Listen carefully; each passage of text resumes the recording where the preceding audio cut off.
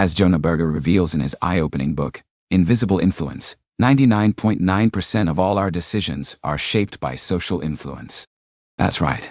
Almost every choice you make, from the clothes you wear to the career path you follow, is subtly steered by the thoughts and actions of others. The power of perception. Imagine you're at a high school reunion, scanning the room for familiar faces. Suddenly, you spot your old crush from math class. But something's different. Instead of the baggy jeans and band t-shirts you remember, they're dressed to the nines in a tailored suit and shiny leather shoes. As they confidently work the room, you can't help but think, wow, they've really made something of themselves. But have they really? Or are you just falling for the oldest trick in the influence playbook?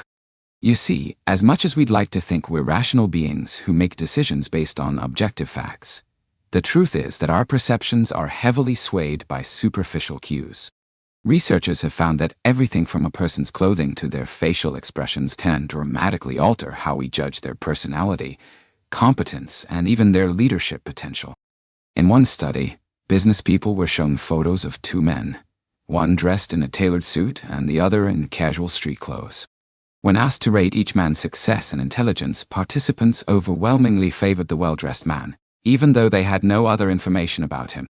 But it's not just individuals who use clothing to shape our perceptions. Brands and marketers have long understood the power of appearances to influence consumer behavior. Take Abercrombie & Fitch, for example. With their dimly lit stores, pulsing music, and attractive sales associates, they've carefully crafted an image of youthful, carefree coolness. By aligning themselves with this aspirational lifestyle, they can charge premium prices for what is essentially commodity clothing. However, the influence of appearances cuts both ways. Just as we can be swayed by a well-placed logo or a flashy accessory, we can also be repelled by brands or individuals that don't fit our desired image. This brings us to our next invisible influencer, the Posse and the Pariah. Think back to your high school cafeteria. Chances are you can still picture the distinct cliques that populated those long tables. The jocks, the nerds, the rebels. Each group had its own uniform, its own slang, its own unwritten rules of membership. Now imagine it's your first day at a new school. As you nervously clutch your lunch tray and survey the sea of unfamiliar faces, which table would you choose? The one where everyone is wearing Letterman jackets and talking about last night's game? Or the one where kids are hunched over their trays, avoiding eye contact at all costs? As silly as it may seem, this kind of social calculus is happening all the time, even among adults. Because while we may have outgrown the cafeteria, we never outgrow our deep-seated need to belong. And one of the most powerful ways we signal our group affiliations is through the products and brands we consume. Berger illustrates this phenomenon with a clever study involving, of all things, yellow Livestrong bracelets. You remember those, right? The rubbery wristbands that were once ubiquitous on everyone from soccer moms to Hollywood A-listers. Well, when researchers distributed Livestrong bracelets to different social groups at a high school, they noticed something fascinating. At first, the bracelets were a hit with everyone. But as they became associated with the school's geeky academic clubs, the cool kids started ditching them en masse. It wasn't that they suddenly disliked the color yellow or the Livestrong message. Rather, they were afraid of being mistaken for a member of a lower status group. This fear of misidentification is so powerful that it can actually override our rational self-interest. In another study, MBA students were asked to choose between two identical jobs, one at a prestigious consulting firm and the other at a less well-known company. The only difference: the prestigious firm had recently been associated with a scandal. Incredibly, the MBA students were more likely to choose the no-name firm, even though they knew the jobs were exactly the same. The mere whiff of a negative association was enough to make them abandon what could have been a resume-boosting opportunity. So what can we learn from all this? First, that our social identities are incredibly precious to us, and will go to great lengths to protect them. Second, that the groups we align ourselves with, and distance ourselves from, can have a profound impact on our choices and behaviors. But lest you think this is all just high school drama writ large, consider this. Research has shown that even our political views can be swayed by group influence.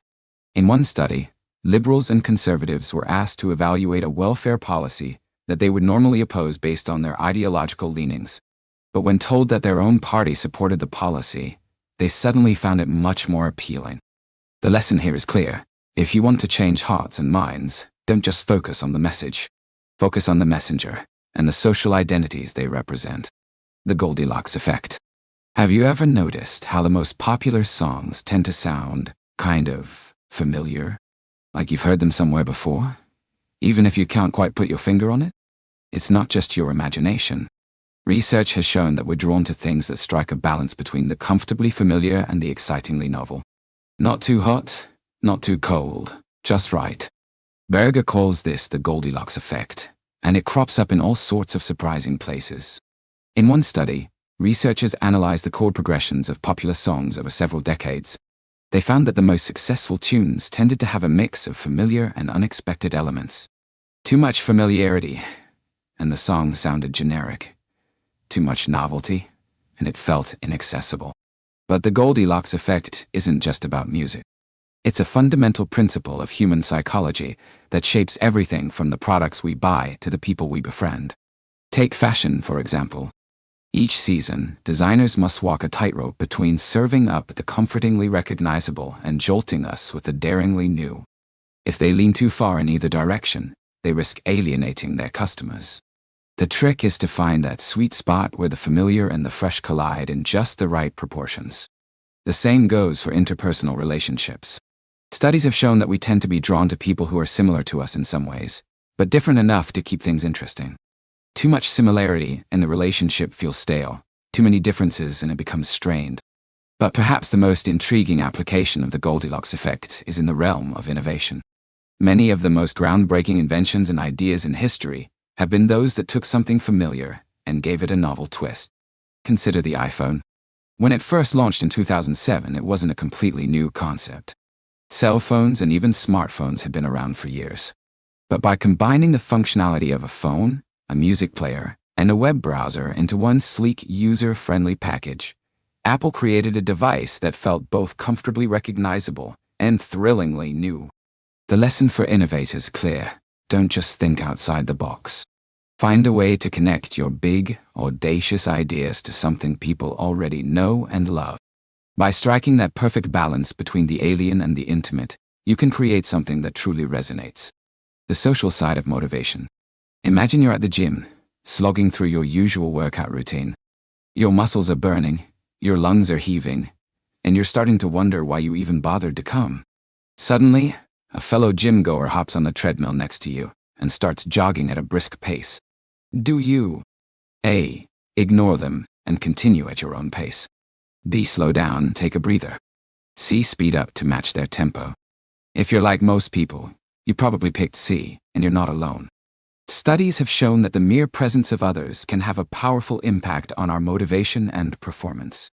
This phenomenon, known as social facilitation, has been observed in everything from cockroach races to human problem-solving tasks.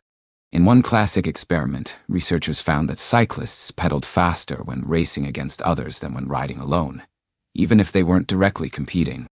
But here's the twist. Social facilitation only works for tasks we're already good at. If we're doing something unfamiliar or challenging, the presence of others can actually make us perform worse. It's like stage fright for your everyday life. This dual effect of social influence on motivation has all sorts of fascinating implications. For one thing, it suggests that if you want to boost your productivity, you might want to work in a coffee shop or shared office space rather than holing up at home. The ambient presence of others can give you that extra push to stay focused and engaged. On the other hand, if you're trying to learn a new skill or tackle a daunting project, you might be better off flying solo at first. The added pressure of an audience can be more distracting than motivating when you're still getting your bearings. But social influence doesn't just affect how hard we work, it also shapes what we work for. Berger describes a series of experiments in which people were asked to complete a simple typing task for a cash reward. When participants were told that their peers had chosen to donate their earnings to charity, they were much more likely to do the same, even if they had to sacrifice their own financial gain. This finding highlights the incredible power of social norms to shape our behavior. When we see others acting in a certain way, we feel compelled to follow suit, even if it means going against our own self-interest. It's a double-edged sword, of course.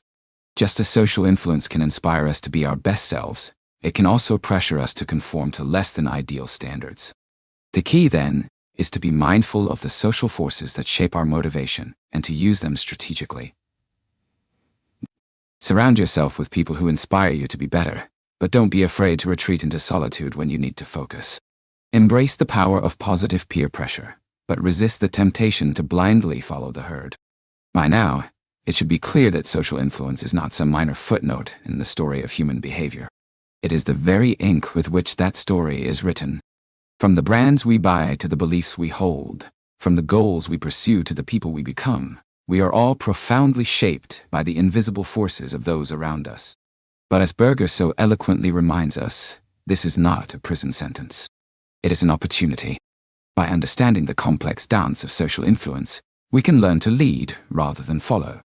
We can use the power of perception to craft a personal brand that opens doors and inspires confidence. We can harness the energy of social identities to rally others around a shared cause. We can find the perfect balance between novelty and familiarity to create products and ideas that resonate on a deep, visceral level. Most of all, we can approach the influence of others not as a threat to our individuality, but as an invitation to connect more deeply with the world around us. Because at the end of the day, we are all in this together, a tapestry of unique threads woven into a common fabric. So go forth and be influenced, but do it with intention.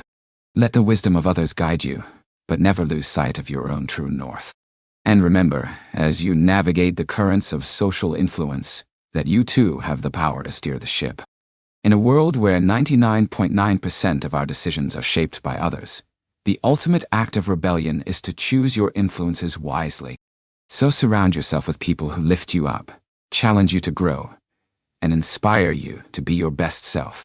Because when you do, there's no telling how far your influence will reach.